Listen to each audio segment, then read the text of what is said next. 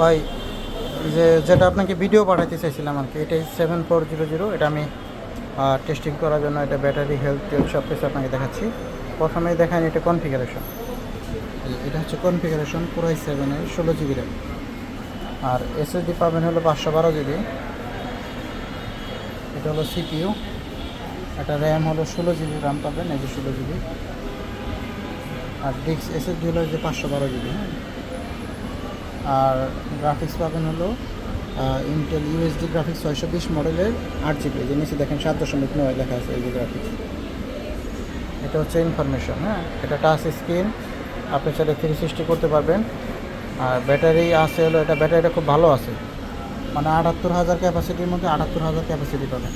যদি এটা ল্যাপটপে ঠিকঠাক মতো ব্যাকআপ দেয় তাহলে এটা আপনি 6-7 ঘন্টা অনায়াসে পাবেন। আর টাচটা একদম রেসপন্স করবে 100%। এটা হলো আপনার ক্যামেরাটা দেখাচ্ছি, দেখেন ক্যামেরাটা খুব ভালো আছে। এটার মধ্যে ফেস লকও আছে, ফিঙ্গারপ্রিন্টও আছে। এটা হচ্ছে আপনার ফ্রন্ট সাইড, দেখেন একদম ফ্রেশ। এটা হচ্ছে ফ্রন্ট সাইড। হ্যাঁ,